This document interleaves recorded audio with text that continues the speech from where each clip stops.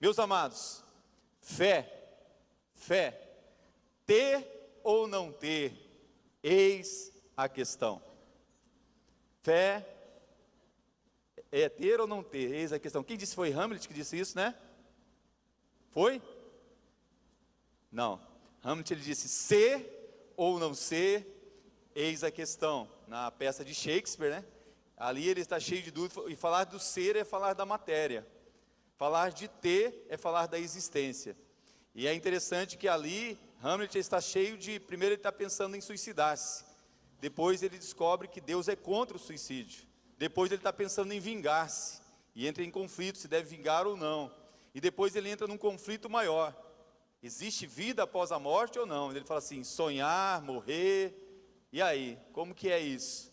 E parafraseando ele, pensando sobre isso, sobre as dúvidas que surgem na vida das pessoas, eu resolvi pegar essa frase e transformar ela em fé, ter ou não ter, eis a questão. E antes de entrar na palavra, eu quero dizer para você que está aqui essa noite, você que já depositou o seu pedido aqui no altar, talvez eu te convide para retornar hoje à noite aqui à frente, para algo que Deus pode concluir talvez na sua vida. Eu queria que você que está aqui essa noite, sofrendo com algo há muitos anos, algo que você não consegue arrancar da sua vida, algo que você não consegue tirar da sua vida, talvez seja uma depressão, uma tristeza, uma enfermidade, algo que tem realmente atormentado você, algo que tem roubado a sua alegria. Eu creio que se você estiver atento e buscar nessa noite na palavra de Deus, naquilo que Deus tem para você, você pode sair daqui vitorioso e quem sabe, já sair daqui com o seu milagre, sair daqui com a sua cura. E talvez você que entrou aqui essa noite, que não tem nem certeza, né, como estava Hamlet ali, se existe vida após a morte, sair daqui com uma certeza de que você vai para o céu e que você tem um lugar garantido ali no céu. Quem sabe você pode receber nessa noite o presente da vida eterna. Então, essa palavra fé, ter ou não ter, essa questão, é baseado num texto que eu li, e eu quero nessa noite ministrar o seu coração, de Lucas 17, versículo 6. Abra sua Bíblia, porque se entendermos Lucas 17, versículo 6 nessa noite, vamos perceber que é crucial para vivenciarmos milagres, cura, libertação e principalmente salvação. Mesmo assentado, quero orar com você antes de lermos Lucas 17, 6. Senhor nosso Deus, nosso Pai, nós já cantamos declarando que nós nos rendemos a Ti. Estamos rendidos diante da Tua presença. Pai, eu me coloco agora, eu me prostro diante do Senhor, de coração, alma, espírito, de corpo, me rendendo a Ti na dependência de que o Senhor possa fazer algo sobrenatural nessa noite. Eu venho pedir, Pai, por aqueles que estão aqui, talvez estejam sofrendo por algo que não consegue arrancar da sua vida, não consegue tirar da sua vida e não consegue talvez ter a vitória. Eu te peço que essa noite seja uma noite em que a autoridade do Teu nome, a autoridade da Tua palavra, a ação poderosa do Teu Espírito Santo no meio de nós, venha não só nos trazer luz e entendimento sobre a Tua palavra, mas venha nos trazer, ó Pai, esse rema, essa autoridade da Tua palavra para a nossa vida, e saímos daqui mais do que vencedores, tomando posse dessa palavra, que se o Senhor é por nós, quem será contra nós? Fala conosco agora, fala através da Tua palavra, poderosamente, em nome de Jesus Cristo, Senhor, Rei dos Reis, Todo-Poderoso. Amém e amém. Mesmo assentado, Lucas 17, 6. Se a fé que vocês têm fosse do tamanho de uma semente de mostarda, vocês poderiam dizer a esta figueira brava, ou sicômoro: arranca-se pelas raízes e vá se plantar no mar, e ela obedeceria. Outras versões dizem: arranca-te pelas raízes e vá plantar-te no meio do mar, e ela obedeceria. Quantas vezes talvez você tenha vontade de falar isso para uma pessoa, né? Sai daqui, some daqui. Não, mas nessa noite eu quero que você tenha autoridade para poder dizer, de repente, para uma enfermidade, para algo que realmente tenha assolado a sua vida, mas para isso eu preciso que você esteja totalmente atento, vigilante, em oração, porque eu creio que essa palavra pode trazer para você não só a revelação da palavra, mas trazer para você uma autoridade sobre algumas situações que você passa na sua vida. Se você olha para esse texto, para esse versículo 6, e eu quero que você esteja muito atento, porque é muito fácil para algumas pessoas, quando você prega assim, né, ponto 1, ponto 2, ponto 3, tem gente que tem facilidade. E nessa noite não, nessa noite eu quero discorrer com vocês algumas coisas para chegar um momento para mim que será o principal no final, quando nós vamos orar. Amém? Ter fé ou não ter fé, eis a questão. Se voltarmos um versículo anterior, volte os seus olhos para o versículo anterior, você vai perceber que os apóstolos, eles estão pedindo para Jesus algo, eles estão se dirigindo para o Senhor Jesus Cristo, no versículo 5, os apóstolos, eles pedem para Jesus assim: Senhor, aumente a nossa fé, aumente a nossa fé. Tem gente, saiu umas histórias por aí, que não tem base bíblica. Olha, se você pedir para Deus aumentar a sua fé, vai vir mais provação, porque é só assim que você vai aumentar a sua fé. Talvez você já ouviu isso. Eu não acredito, não creio dessa maneira, mas eu creio sim que eles estavam dizendo: Senhor, nos dê fé, Senhor, nos dá mais fé, Senhor, aumente a nossa fé, porque eles entenderam, se você olhar tudo que Jesus vinha falando antes para eles, eles entenderam uma coisa, que um homem comum, um homem como eu e você, uma pessoa, uma mulher comum, uma mulher como natural, para poder vivenciar as coisas espetaculares, vivenciar o sobrenatural de Deus, precisa de fé. Sem fé, você não tem como isso. A resposta de Jesus mostra que não é uma questão de pequena fé ou grande fé, porque a gente acha: Senhor, eu tenho pouca fé, eu não tenho uma grande fé. A questão aqui, o problema é se a pessoa tem alguma fé, alguma fé. Essa é a questão crucial. Por isso, o grão de mostarda, que naquela cultura era conhecido como o menor grão, era muito usado para ilustrar isso, que o grão de mostarda, sendo tão pequeno, quando plantado, poderia dar uma árvore tão grande, e dar essa erva crescer e dar os seus frutos. Então ele começa a mostrar que essa fé, se ele tivesse alguma fé, poderia ele plantar essa semente, e algo poderoso brotar na sua vida, ao ponto de dizer para um sicômoro: sai deste lugar, arranca-te e vai plantar no meio do mar. Por quê que Jesus está falando? Porque Jesus estava querendo ensinar para eles algo que nós como igreja temos aprendido na doutrina, que o fundamento nosso, o fundamento da nossa vida deve estar na fé. Hebreus 11:1 diz assim: ora, a fé é o firme fundamento das coisas que se esperam e a prova das coisas que não se veem. Todos nós possuímos fé, todos nós temos um tipo de fé, temos fé para tantas coisas na vida, mas pasme você, entenda você pela Bíblia, que você pode fazer muitas coisas, até mesmo para Deus, sem fé, e não agradar Deus. Você pode dar esmolas, você pode dar dízimo, pode dar oferta, você pode ajudar os pobres, você pode fazer um monte de coisa, ajudar no ministério, mas você, se não tiver fé, não vai agradar a Deus. Como assim, pastor? Eu não sei se aconteceu com você alguma vez, eu creio que não, mas se você chegar de repente num restaurante, né? Fala assim: olha, eu gostaria um filé alto, né?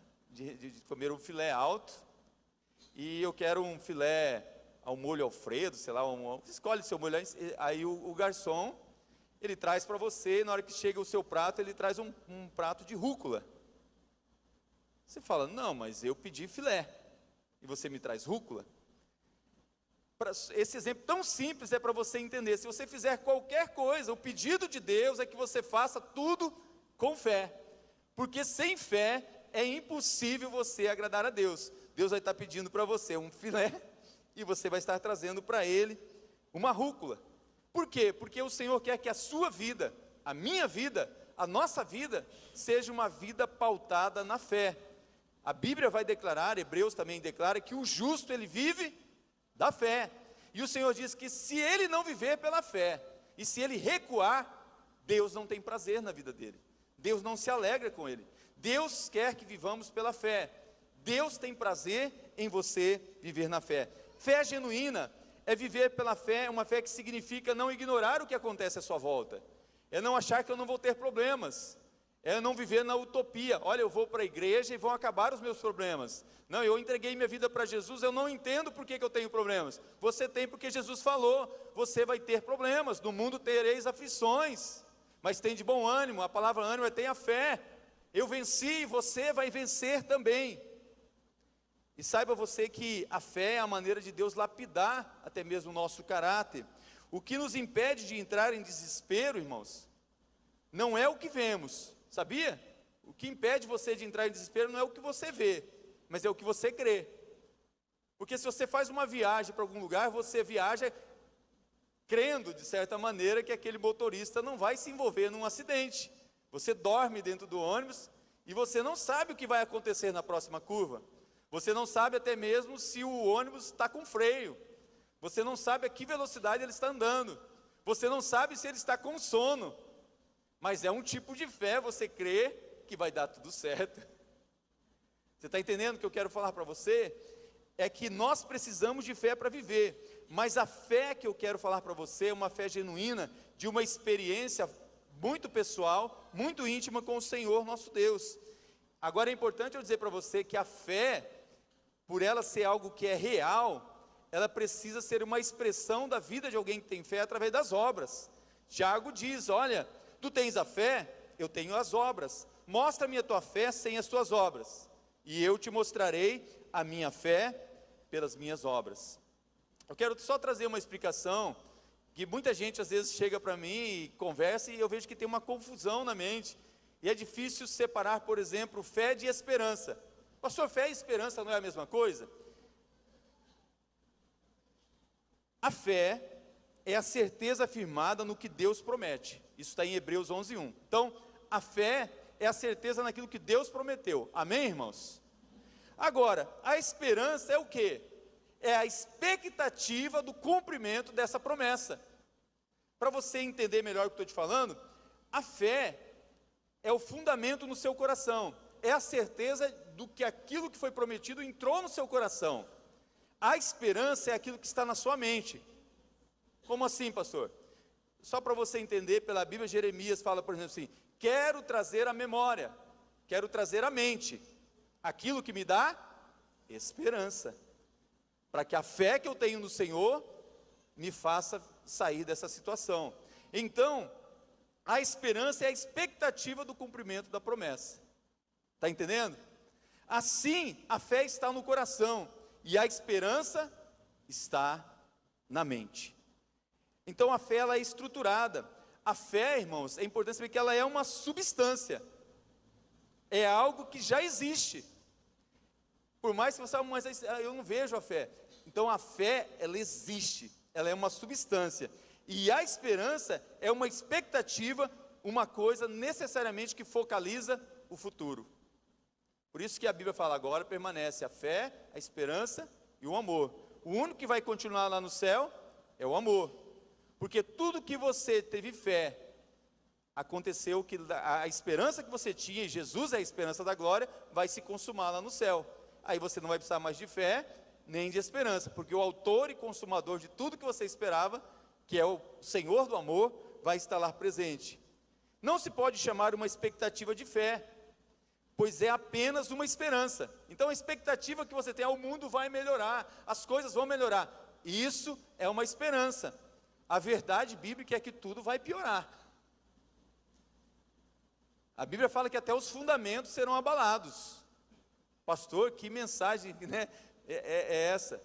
Não, a verdade é essa. A verdade é que Jesus, quando voltar, não vai voltar mais na graça. Ele vai voltar já para o juízo. O cálice da ira de Deus virá sobre a terra. O que você está vendo acontecendo na China, no Rio de Janeiro, Minas Gerais, aqui, em vários lugares, nós estamos falando há tanto tempo, irmãos. A Bíblia está alertando do que está acontecendo. É lógico que as pessoas usam para outros fins, para divulgar isso, mas eu quero dizer para você que a Bíblia continua sendo certa e verdadeira sobre isso. A fé, ela não é uma habilidade natural. Puxa, eu vou agora ter a habilidade da fé. Não, a fé não é habilidade natural, usada com uma boa intenção. A fé não é embasada em textos avulsos da Bíblia. Olha, eu vou ler vários textos da Bíblia, agora eu vou começar a ter fé. Na verdade, a fé, ela só vem pela operação do Espírito Santo no meio da sua vida, através até mesmo dos dons. para que possa brotar, você recebe o dom do Espírito. Eu vou explicar isso até melhor para você. Tem outra coisa, por exemplo, sobre dons e fruto do Espírito, há uma confusão. Vou lembrar que alguém aqui fez, vai ficar, não vou perguntar, que vai falar, o pastor fez pegadinha, quer me pegar para me falar para mim sobre isso, né? Vou pegar o exemplo da árvore de Natal. A árvore de Natal, quantos enfeites as pessoas colocam nela, né? Então tem lá aquelas bolas coloridas, as luzes, tudo que aquela árvore ela recebe. Tudo que ela recebe, então o que aquela árvore recebe é externo, certo, irmãos? Uma árvore natural, por exemplo, um pé de pera, um pé de maçã, ela quando dá os seus frutos, ela enche de frutos, os frutos são naturais, da própria essência dela.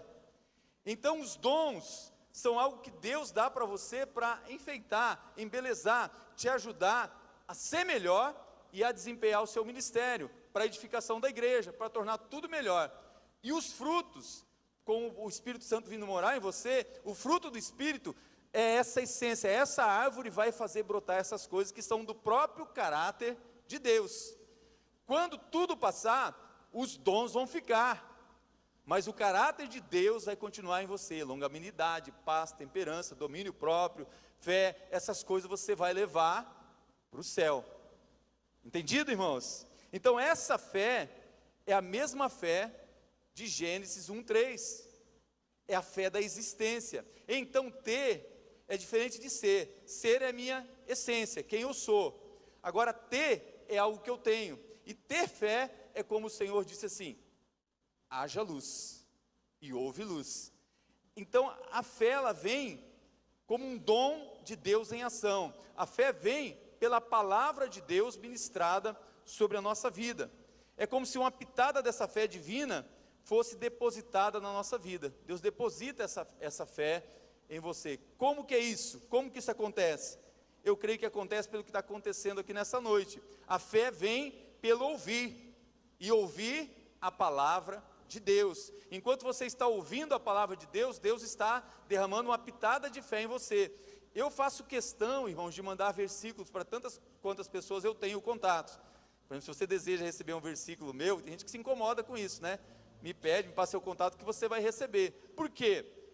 Eu mando o versículo e na minha expectativa, na minha oração, que aquela pessoa que recebeu, ela vai ler. E quando ela lê aquele versículo, ela vai ouvir, não a voz do pastor Richard, ela vai ouvir a palavra de Deus. E eu estou entendendo que naquela hora, ela está recebendo uma pitada de fé.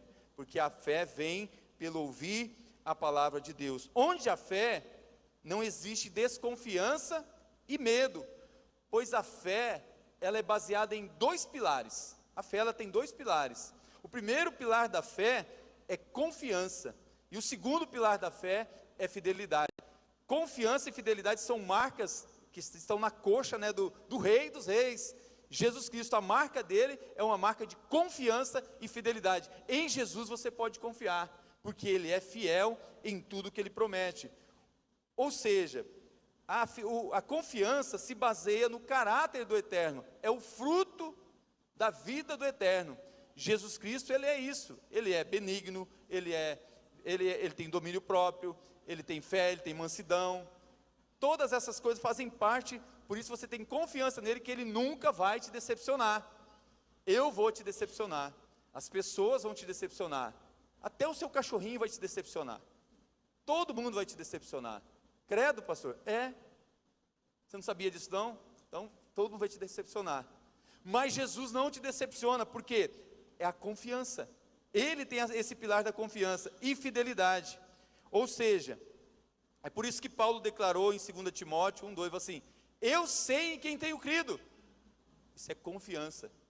Eu creio no nome que é sobre todo nome. Eu creio naquele que é perfeito. Eu creio naquele que não pode falhar. Eu creio naquele que é o alfa, que é o ômega, aquele que é o princípio, aquele que é o fim. Eu creio em Jesus Cristo. Isso é, eu sei em quem tenho crido. Eu sei onde eu estou depositando minha vida. Eu sei onde eu deposito.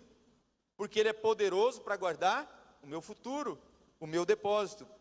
E a outra marca é que Ele é fiel. O que Ele é fiel? Deus é fiel e confiável. O que é fiel? É o amém. Sabe quando você fala assim, amém? Você está dizendo assim, assim seja. Isso quer dizer assim, Ele é fiel, o amém, Ele vai cumprir o que Ele falou. Tudo que você pedir, pede no nome daquele que é confiável.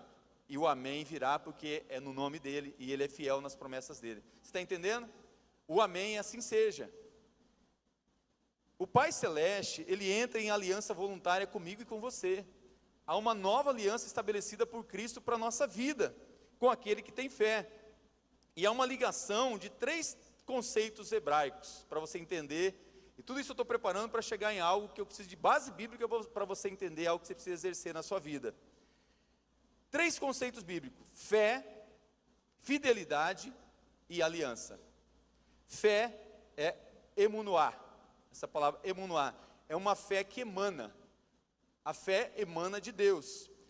E fidelidade é chesed. Quer dizer, uma fé que excede daquilo que você possa entender. Vem do trono de Deus, da fidelidade dele. E berit, que é uma aliança. Ou seja, o que Deus quer realizar na nossa vida é baseado na fé, na fidelidade e na aliança que Ele tem conosco. E por isso, é que a falta de fidelidade sua para com Deus, minha para com Deus, indica falta de fé. Vou dar um exemplo. Ah, pastor, tem gente que chega e pensa que a gente fica cuidando e a gente não cuida, né? Ah, pastor, infelizmente, eu não vou poder dar o dízimo aí, que eu não ia poder pagar as contas, pastor, eu peguei e eu tinha outros compromissos e tal. A pessoa não entende que o dízimo é a primícia, é o primeiro, é o seu reprodutor de tudo que você tem. E a pessoa não acredita na fidelidade de Deus, que não vai deixar faltar. Então eu vou pagar primeiro as minhas contas, vou fazer tudo que eu tenho dos meus compromissos, e se sobrar, aí eu vou ser fiel. Isso não é fidelidade, irmãos. Fidelidade é eu entregar primeiro, e depois eu administrar aquilo lá. Então a falta de fé indica falta de fidelidade. Não há como alguém falar que tem fé, que agrada a Deus, sendo infiel a Ele. E eu não estou falando só de dízimo, irmãos. Estou dando esse exemplo. Porque é um princípio ético, moral de Deus. Deus é fiel, mesmo quando nós somos infiéis. Ele não fala assim, olha, amanhã eu acho que eu vou deixar faltar o oxigênio no planeta Terra. Acabou com a Terra, acabou com a gente. Ele é fiel em tudo que Ele prometeu. Fé, irmãos, é o caráter de Deus manifesto na terra. Fé é Deus exercendo o caráter. Por isso, em 1 João 9, quando fala sobre pecado, fala assim, Ele é fiel e justo. Para quê? Para nos perdoar e nos purificar de toda injustiça. Ele é fiel e justo.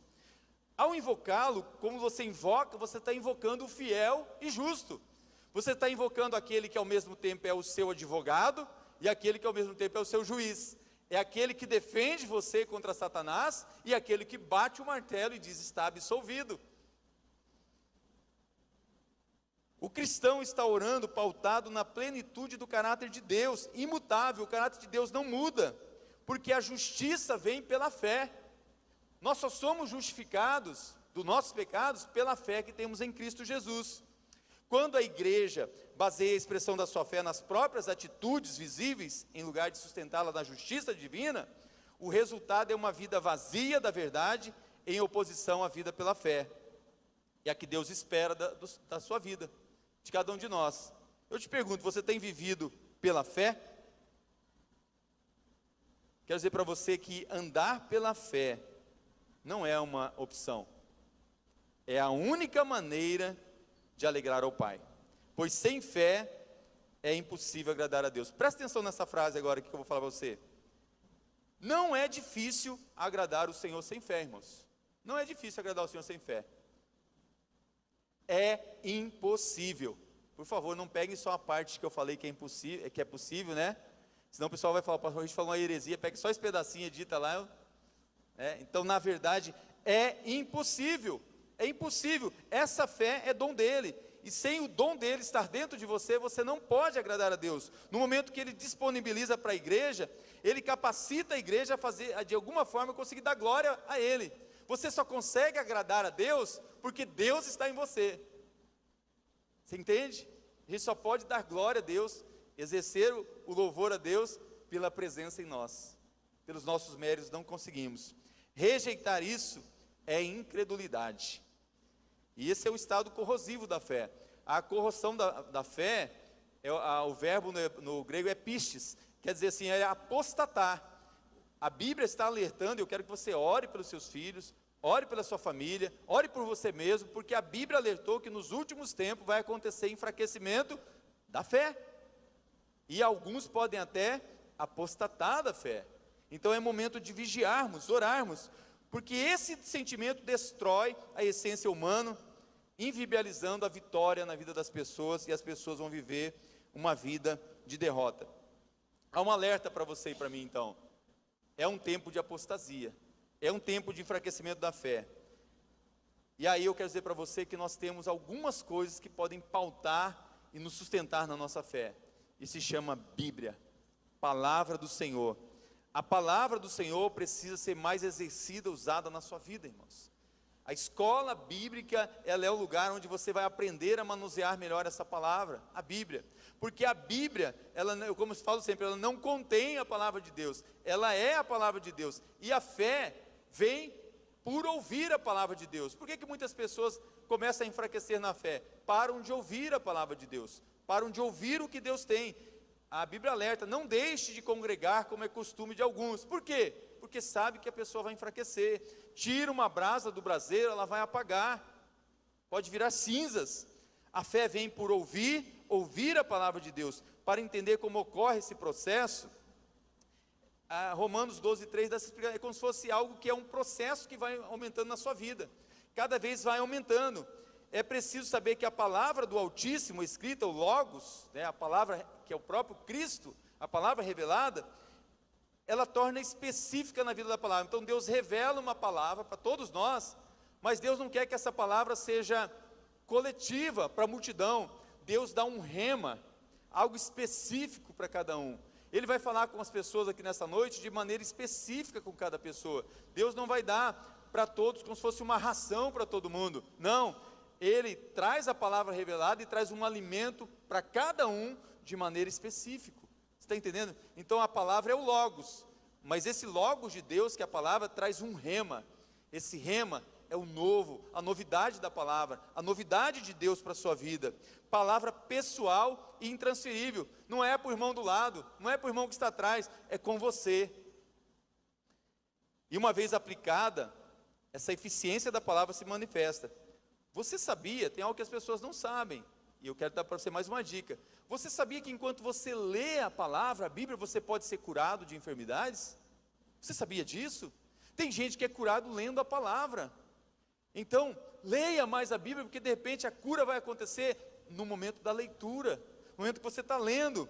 Porque a palavra é saúde para o corpo, irmãos. E o corpo, físico, emocional e espiritual. Então, é nesse processo de ouvir o texto sagrado que a fé brota, o rema de Deus, e é algo sucessivo, é como um atrás do outro. É como também o pecado é assim, um abismo chama outro abismo, também a presença de Deus, a glória de Deus, uma glória chama outra glória, uma presença chama outra presença, até você poder ter condições de chegar no Monte Santo, né? Você fala, Moisés, a gente não pode chegar no Monte Santo, é algo perigoso, a gente viu que tem trovão, que tem relâmpago, vai você no nosso lugar. Jesus veio quebrar isso para você poder chegar nesse lugar sem medo. Você também precisa usufruir daquilo que Moisés usufruiu, cada um de nós.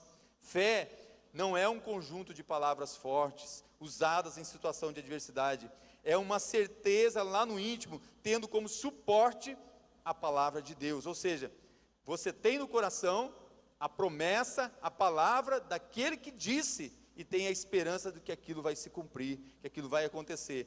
Então é um exercício.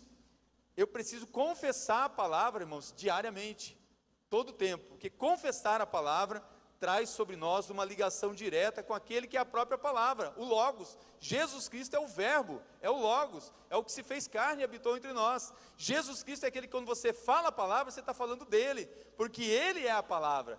Ele é a palavra revelada. Então quando você diz a palavra, você está invocando o sumo sacerdote Jesus Cristo, está dizendo assim, o Senhor em mim é a esperança da glória, a palavra do Senhor em mim é a esperança para eu viver uma vida de vitória, é o seu poder que é imutável na minha vida.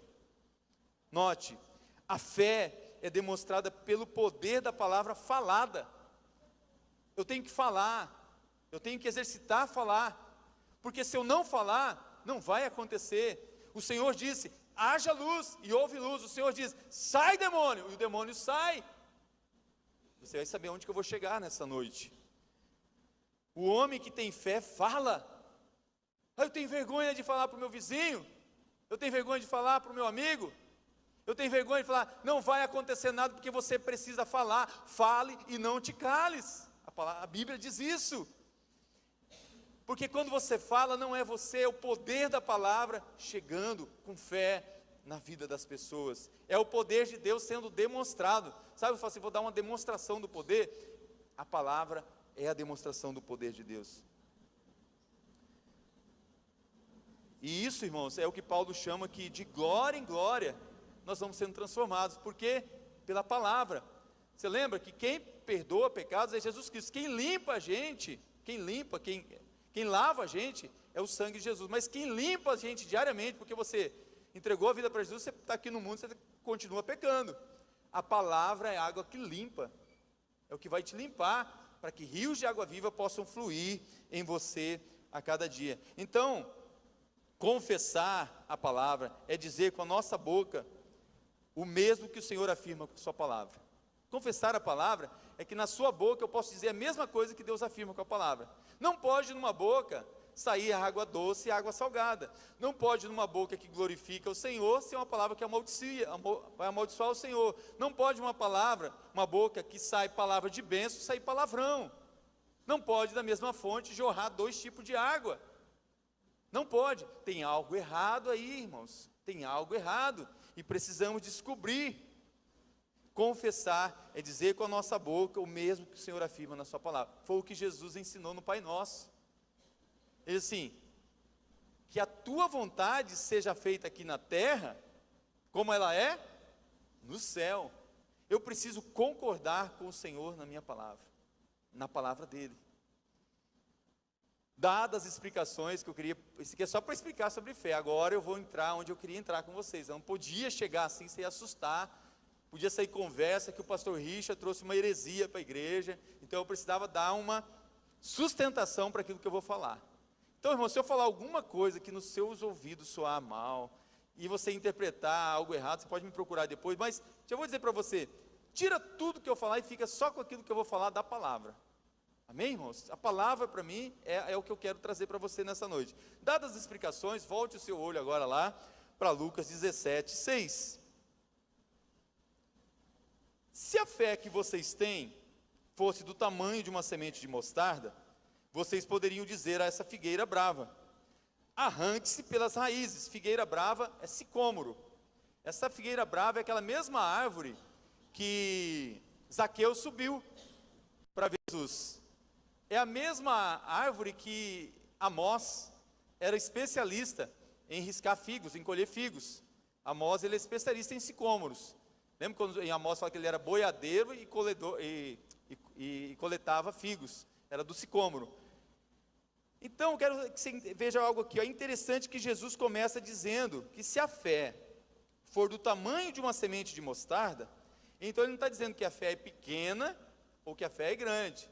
Ele está dizendo se você tem pelo menos uma fé pequenininha, né? Uma fé. A questão é se você tem uma fé. E ele deu exemplo usando a semente do grão de mostarda. Essa fé é suficiente para fazer algo sobrenatural. Aí deu um nó na minha cabeça. Falei, irmãos, será que a minha fé é menor que um grão de mostarda? Será que a minha fé precisa de um microscópio? Ampliar milhões de vezes para chegar, para ver o tamanho da minha fé? É semente de quê? Será que é um pedacinho de átomo? Tamanho da minha fé? Mas ele diz, você poderia dizer ao sicômoro, arranque suas raízes. O sicômoro é muito citado na Bíblia. Fala-se muito dele. Ele é uma árvore, irmãos? Eu não sei. Deixa eu ver aqui. Peraí. Pegar aqui, ó. Daqui até aqui, mais ou menos assim, ó. Dá uns 5 metros, né, irmãos? 5 metros, mais ou menos. Talvez mais, que o Hélio já está medindo ali no... Mas o sicômoro, ele chega a ter as raízes com mais de 5 metros. E no deserto vai muito mais ainda, se ele estiver plantado no deserto, porque ele procura água, ele vai cada vez mais longe, e mais fundo. E na realidade, o sicômoro é diferente dessas outras árvores, que a raiz vem para cima, para a superfície. O sicômoro, ele traz a raiz cada vez mais para o fundo. A raiz do sicômoro é profunda, é profunda. Aí então você começa a olhar, por que Jesus ele usa falar de sicômoro? E ele diz assim: desarraiga-te daqui, planta-te no mar. E é sobre isso que eu quero ministrar na sua vida nessa noite. Ouça o que eu vou te falar.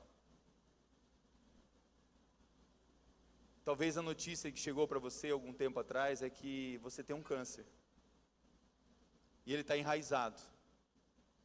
Talvez o nível dele não é 1, 2, já está no 3. E talvez para alguns já chegou na metástase.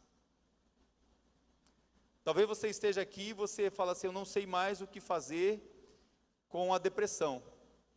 Eu já não sei mais como arrancar isso de mim. Eu vou desistir dos médicos, vou desistir nos psicólogos. Você já está pensando em desistir de tudo. Talvez o pensamento seu em desistir da vida, suicidar-se, porque você não aguenta mais o sofrimento. Talvez hajam pessoas aqui que estão com uma enfermidade no coração e está preocupado, porque essa enfermidade é tão séria que você fala assim: eu não sei se eu opero ou se eu não opero, porque o risco é tão grande, eu não sei o que fazer. Talvez hajam pessoas aqui que a sua vida financeira, você não sabe o que fazer mais. Você está cada vez mais se envolvendo em empréstimo, em dívida, talvez já entrou no agiota, talvez já está devendo para o irmão, talvez está devendo para o irmão da igreja, você até corta o caminho para não encontrar ele, que você emprestou dinheiro e não pagou. Talvez a sua luta é com alguma pornografia, alguma coisa que você não consegue, aquilo te entristece demais, te derruba, te derrota, porque você ama a Deus, mas sempre aquilo lá vem e volta para a sua vida e você não sabe mais, você não aguenta mais ficar desse jeito, você não aguenta mais viver desse jeito. Talvez o que está enraizado na sua vida é a mentira, você não consegue se livrar da mentira, você mente, e você já acostumou com a mentira faz parte já do seu cotidiano. Talvez você esteja com uma enfermidade aqui que te impede de fazer coisas para Deus. Também tem coisa que há muito tempo você está sofrendo com isso. Talvez como aquela mulher que já estava encurvada há tantos anos. Talvez como pessoas que já estão lutando há tanto tempo e você não sabe mais o que fazer. Eu não sei, mas Deus me mandou dizer para você que Deus quer que você comece a falar com autoridade de uma maneira diferente, como você nunca falou. Você falar diretamente para o problema. Você falar para o tumor. Tumor, arranca-te daqui. Eu me lembro que quando a Edilene fez o exame da tireoide, deu que ela estava com câncer, e Deus usou até uma pessoa para fazer o desenho, exatamente como o médico mostrou, que já tinha as raízes, estava enraizado. O casamento da nossa filha estava marcado para poucos dias. Eu me lembro que na sala lá da nossa casa nós oramos, e nós pedimos: Deus, arranca esse câncer daqui. Eu não tinha dessa direção de falar assim: arranca-te daqui e planta lá no mar. Mas eu quero desafiar você, encorajar você, ainda que o seu problema tenha as raízes mais profundas, a você dizer para o seu problema, falar para ele: sai daqui. Porque, irmãos, você chega para uma pessoa endemoniada, será que você pode chegar para uma pessoa que tem endemoniado e dizer assim: sai daqui, demônio, eu te ordeno agora, em nome de Jesus? Será que eu posso dizer: tempestade, para agora? Será que eu posso dizer: em nome de Jesus, as finanças sejam reequilibradas agora? Eu ordeno que as finanças sejam reequilibradas. Eu ordeno que a tempestade pare agora. Eu ordeno que essa enfermidade saia agora. Será que podemos fazer isso, irmãos? Uma coisa que é importante a gente saber: eu preciso saber a vontade de Deus sobre as coisas. Eu tenho que orar para saber a vontade de Deus. Mas não quer dizer porque se a vontade de Deus é aquilo lá que eu não posso também pedir. A oração de Jesus era: Senhor, eu sei que o Senhor pode todas as coisas, Mas Jesus, ele não falou assim: arranca-te agora o cálice e planta ele lá no mar. Porque ele falou assim, ele entendia que aquela situação era diferente. Jesus entendia que tem coisas que é a vontade de Deus na nossa vida. Então tem pessoas que você já entende que a enfermidade, algo que você passa, igual Paulo passou, que a graça do Senhor vai bastar na sua vida, e que não tem uma promessa de cura, de alguma coisa, você já entendeu que Deus falou assim, ó, você vai conviver com isso até o fim, já entendeu a vontade de Deus, glorifique a Deus, e a graça dele vai bastar na sua vida. Lá no céu vai ter a cura completa. Mas se tem promessa na sua vida, você já sabe a vontade de Deus, o Senhor te dá autoridade para dizer direto para o problema. Mas pastor, onde o senhor tem base bíblica para isso? Várias, irmãos. Vou dar um exemplo. Deixa eu ver Moisés, ele chega diante do mar. O mar está fechado, o povo está aqui, o mar está fechado. Aí ele chega e fala assim: Senhor, Senhor, Senhor, o que eu vou fazer? O mar está fechado, o faraó está vindo com os cavaleiros, o povo está aqui. Sabe o que você fala assim? Por que clamas a mim? Por que clamas a mim? Pega o bastão e ordena que as águas se abram, elas vão se abrir. Dá ordem. Por que você clama a mim? Diga ao povo que marche. Hoje, irmãos, ali o bastão significava, sabe o quê? A autoridade de Deus na vida de Moisés. Hoje, tem uma autoridade sobrenatural na sua vida. É a própria autoridade de Cristo em você. É a autoridade de Jesus. No meu nome, ele diz, você vai expulsar demônio. No meu nome você vai orar e curar enfermos. No meu nome, no meu nome, no meu nome. Irmãos, quando eu estou dizendo para você dizer para o seu problema, não é você determinar, não é você exigir, não é você dizer, olha, eu estou orando no nome da Igreja Batista Memorial, no nome do pastor Richard, no nome da minha denominação, no nome disso, no nome daquilo. Eu estou dizendo no nome que é sobre todo nome. No nome de Jesus eu te ordeno, demônio, vai embora. Eu te ordeno, doença, vai embora. Arranca-te daqui e vai ser plantada lá no mar. Eu quero desafiar você a começar a fazer isso na sua vida. Ah, mas pastor, por que não acontece instantâneo? Tem coisa que é instantânea, irmãos. E tem coisa que não é instantânea. Lembrando de Moisés mesmo, tem gente que acha que o mar abriu na hora, sim. Não, se você olhar lá o texto, fala que soprou um vento oriental a noite inteira. E aí na hora exata o mar se abriu. Aqueles leprosos, no mesmo texto de Lucas 17, aqueles 10 leprosos que chegam para Jesus. Jesus não curou eles na hora, sabia? Você pode ler depois com calma na sua casa. Jesus falou assim, vocês vão fazer uma coisa. Saiam daqui e vão e apresentem para o sacerdote. O sacerdote, irmão, não sei se você sabe, se você lê, eu fui muito da área, fui um tempo da área de saúde, né? O sacerdote, ele era meio tudo.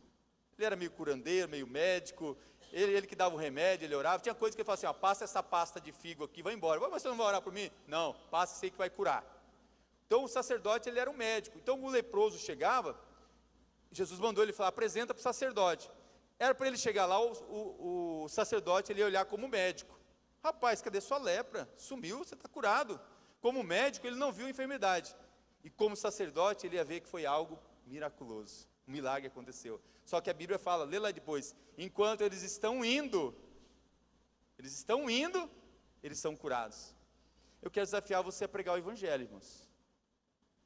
Talvez você não foi curado nem porque você está pregando pouco o Evangelho. Porque enquanto você prega o Evangelho, os sinais e as maravilhas vão acompanhar você. Enquanto você está indo, a cura vai acontecer, o milagre vai acontecer.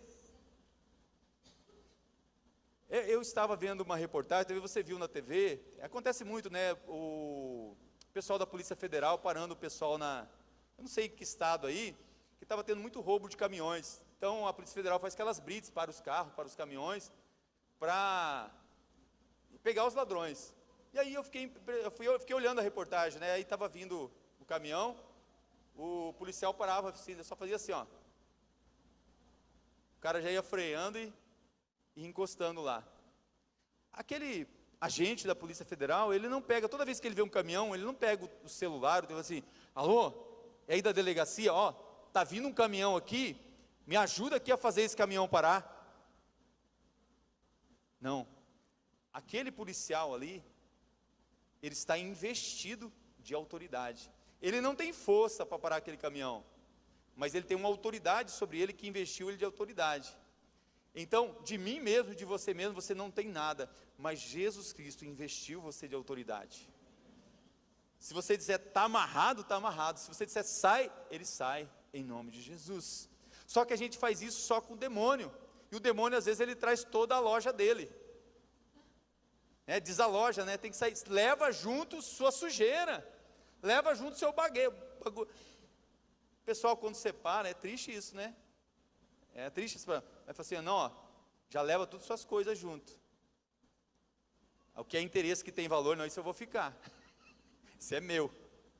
Eu até lembrei, quando eu era moleque, estava falando isso com o pessoal que estava almoçando antes. Você ia comprar boneca para as crianças, antigamente era Barbie, não sei se nem tem mais Barbie, eu acho, né? A Barbie era, existe Barbie ainda? Então naquela época eu ia comprar para as crianças, lá a Barbie era R$50, a Barbie princesa, a Barbie vai à praia, a Barbie no salão, R$50. Aí chegava lá uma Barbie lá, R$2.000, mas por quê? Aí essa é a Barbie divorciada, ela vem com o carro do Bob, ela vem com o barco do Bob, vem com a casa do Bob.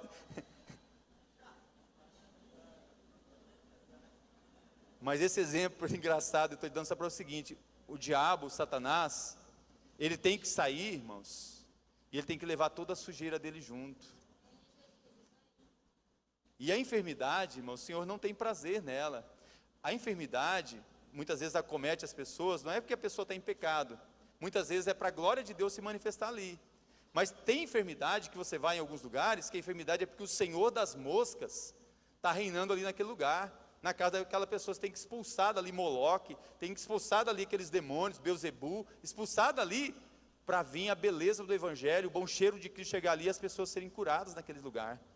Então existem situações assim, mas tem enfermidade que não, que é para a glória de Deus, Ele quer manifestar a glória dEle na sua vida, na minha vida.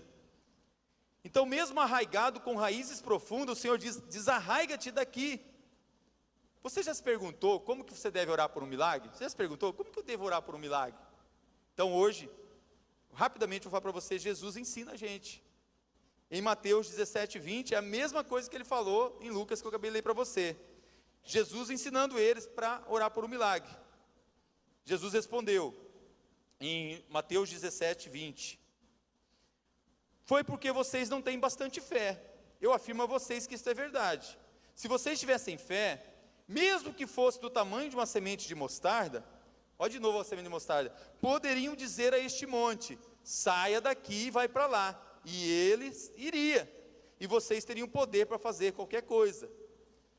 Orar por um milagre, irmãos, entenda, é dar boas-vindas para o Espírito Santo, é dar boas-vindas para Ele na sua vida, é o dom do Espírito em você. Quando a vontade de Deus estiver para acontecer, Ele vai mostrar isso ao seu coração, então você pode pedir a Ele para fazer um milagre que você sabe que Ele quer que aconteça. É importante exercitar então algo chave, a palavra falada, fale. Deus nos deu autoridade sobre doenças, sobre demônios, sobre tempestade e sobre finanças, amém? Deus deu autoridade. Mateus 10:1, onde está isso? Mateus 10:1, tendo chamado os seus 12 discípulos, deu-lhes Jesus autoridade sobre espíritos imundos, para os expelir e para curar toda sorte de doenças e enfermidades. Lucas 10:19, escutem, eu dei a vocês poder para pisar cobras e escorpiões, e para, sem sofrer mal algum, vencer a força do inimigo.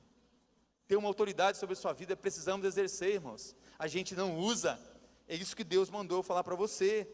Frequentemente ficamos pedindo para Deus agir, quando de fato Deus já agiu e quer que você exerça essa autoridade. Então eu não preciso mais pedir para Deus? Lógico que você precisa, mas tem coisas que Ele quer que você faça, tem coisas que você não precisa mais pedir. Por exemplo, Ele quer que você ore, você não ora. Ele quer que você leia a Bíblia, você não lê. Medita na minha palavra, de dia e de noite. Eu vou fazer próspero. Por que eu não prospero? Eu não medito na palavra de dia e de noite. Não vai para a direita nem para a esquerda, vai firme, e assim você vai prosperar. Eu não consigo, eu peco. Por que você peca? Porque você não escondeu a palavra no seu coração, para eu não pecar contra ti. Ou seja, irmãos, grave isso, eu não determino, eu não exijo, eu simplesmente, poderosamente estou investido de autoridade para no nome dEle exercer essa autoridade. Você está entendendo? Então eu te pergunto, responde para você mesmo, com o Espírito Santo e com o rema da palavra que está chegando para você. Nós podemos ordenar uma ajuda financeira? Eu ordeno agora que uma ajuda financeira chegue para minha irmãzinha que está lá no sertão da Bahia. Você pode, irmãos? Pode. E pode também fazer um depósito e também participar dessa ordem. Você tem o privilégio de estar junto nela. Podemos ordenar que uma tempestade se acalme? Podemos ordenar que um demônio saia? Podemos ordenar que uma aflição deixe nossa vida? Podemos ordenar que uma doença vá embora? Olha outro texto, Marcos 11, 22 e 23. Jesus disse, na verdade, tenham fé em Deus. Eu afirmo a vocês que isso é verdade. Vocês poderão dizer a este monte, levante-se e jogue no mar. Se não duvidarem no seu coração, mas crerem, vai acontecer. O que disseram será feito. Versículo 24. Por isso eu afirmo a vocês, quando vocês orarem e pedirem alguma coisa, creiam que já receberam, e assim tudo lhes será dado. Eu quero exercitar isso com você nessa noite, que você vai receber algo de Deus nessa noite. Creia que você vai receber. E quando estiverem orando, versículo 25, olha aqui a chave, perdoem os que te ofenderam. Não deixa nada. Tem gente que está com enfermidade é porque falta perdão, liberar perdão. Ah, é a pessoa que tem que me perdoar. Não, libera você perdão, para que o Pai de vocês que está no céu perdoe as ofensas de vocês. Se vocês perdoarem os outros, o Pai de vocês que está no céu também perdoará as ofensas de vocês. Eu quero chegar ao fim dessa palavra para a gente orar. Queria chamar o pessoal do louvor. Eu pedi para eles uma música que talvez você já cantou no passado. Eu gostava muito, eu falei, eu desafiei eles, eu gostei que o Lucas Rosa aceitou o desafio, né? Precisamos tomar posse, irmãos, daquilo que Jesus Cristo já conquistou para a sua vida. Você sabe o que Jesus conquistou para você? Ele te dá a autoridade de você, juntamente com Ele, assentar nas regiões celestiais. Ele dá autoridade para você, no nome dEle, de pisar a cabeça do inimigo. Ele dá autoridade para você, de você ter poder na sua vida para expelir coisas que você não quer na sua vida. Jesus, Ele conquistou lá na cruz autoridade sobre a morte, o inferno e sobre Satanás. Tem muitas coisas que vêm do inferno, irmãos. A igreja de Jesus, as portas do inferno não podem contra ela. As portas do inferno estão batendo contra a igreja de Jesus. Mas maior é aquele que está em nós. Maior é aquele que tem o poder para dar autoridade. Maior é aquele que tem o poder para te revestir de autoridade.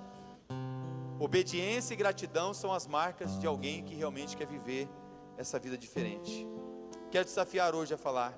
Começa aí no seu coração já a falar. Câncer, arranque-te daqui e planta-te lá no mar. Pode falar até para diabetes. Diabetes, arranca-te daqui e planta-te lá no mar. Enfermidade nos ossos. Enfermidade. Aonde é a enfermidade? Caroço, tumor. Arranque-te daqui e plante-te lá no mar. Eu não sei o tamanho da sua fé. Eu não sei o tamanho do que você está enfrentando. Queria que você orasse agora aí no seu lugar, começar a orar, Senhor, aumenta a minha fé. Os apóstolos pediram isso.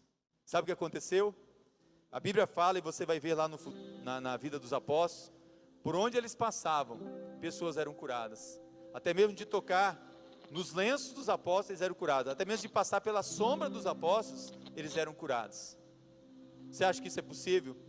Ele não mudou, irmãos. É algum cabo aí, gente. Ele é o mesmo Jesus. Ele é o mesmo Deus. Quero que você comece a pedir. Senhor, arranque pelas raízes e plante no mar aquilo que está se levantando contra a minha vida. Nesse mesmo texto de Lucas 17, fala que é o momento que Jesus vai voltar, irmãos. E Jesus talvez vai falar assim, por que você não exerceu a autoridade na terra que eu te dei? A Bíblia fala que assim como um relâmpago que brilha lá no céu, e vai de uma ponta na outra, assim vai ser a vinda, a volta de Jesus. Ele vai brilhar ali no céu. Ele vai raiar ali no céu. Vamos cantar, e depois eu quero orar com você. Faça dessa canção a sua oração. Tudo que Jesus conquistou lá na cruz é direito nosso, é nossa herança.